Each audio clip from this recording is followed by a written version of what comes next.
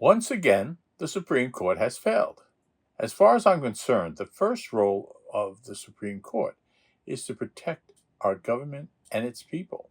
The court decides on the constitutionality of law with the idea that the law should be in the framework of the Constitution to protect the government from straying from the government we choose to be governed by. In short, the court is obligated to protect the people. Recently, the court has been failing on its duty. The decision on presidential immunity was one of the crazy decisions the court has made. Perhaps the worst decision they have recently made was the Dobbs decision.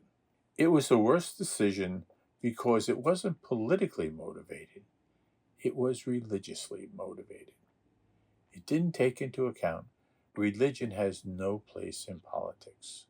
The idea of stopping abortion at the federal level only allowed small groups of people to impose their will on the majority of people.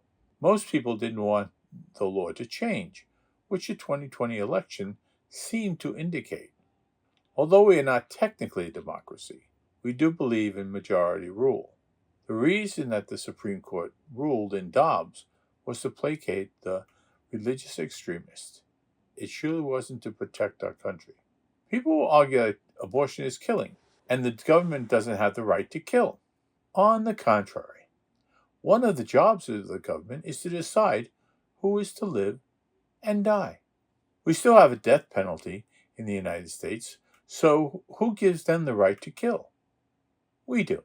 Yes, we give the government the right to kill to protect us from the dangers of society. You may argue that this doesn't give us the power to kill the innocent.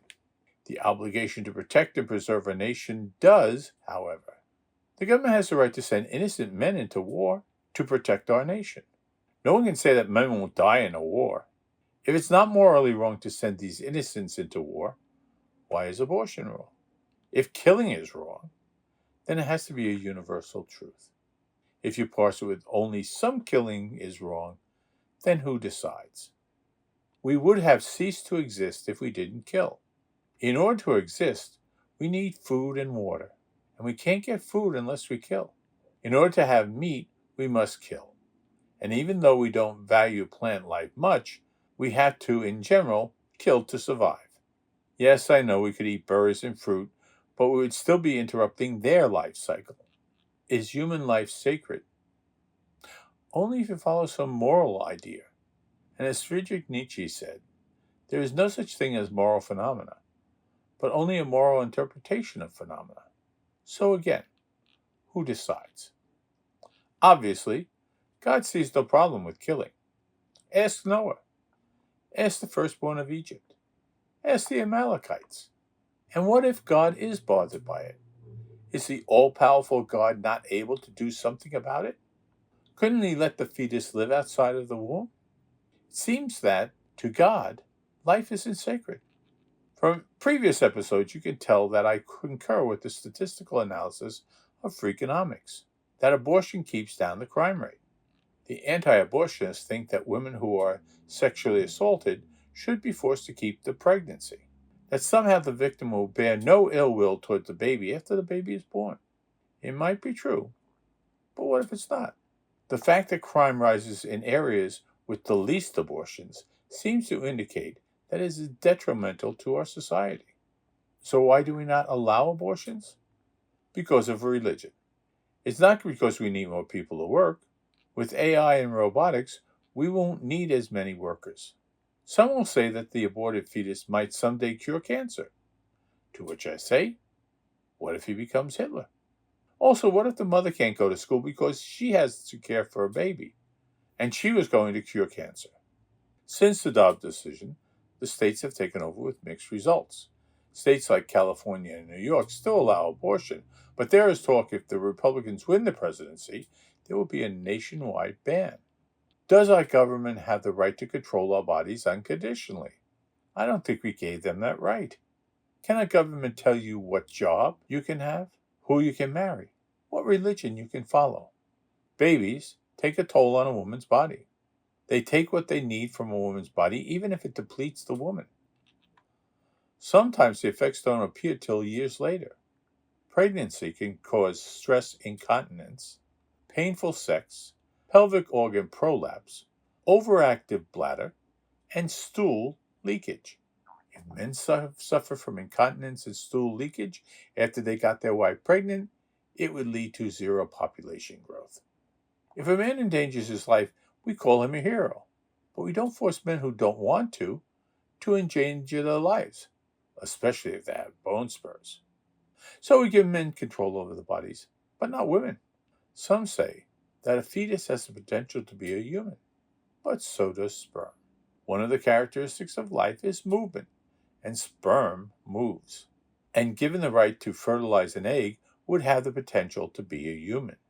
There has been talk of women's medical records being monitored to prevent abortions. Should we consider monitoring male ejaculations?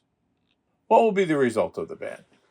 I remember before Roe v. Wade, when the wealthy daughters would come back from a 9-month trip to Europe, having amazingly lost about 7 pounds 3 ounces.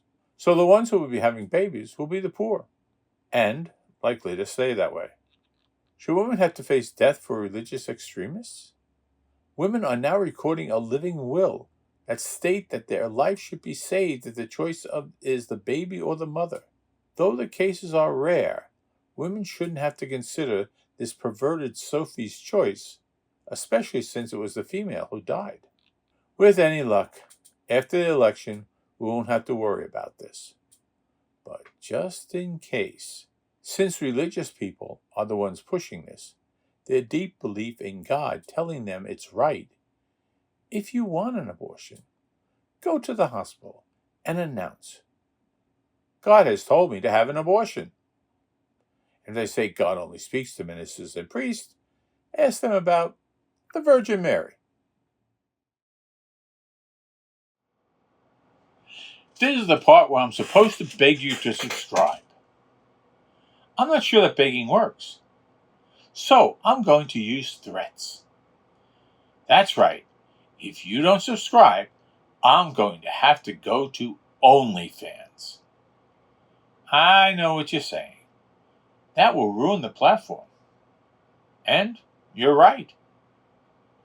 So, if not for me, do it for all the young girls who have sold their souls for Coach bags. And, if you're feeling generous, buy me a coffee. It will help while I'm looking at bikinis.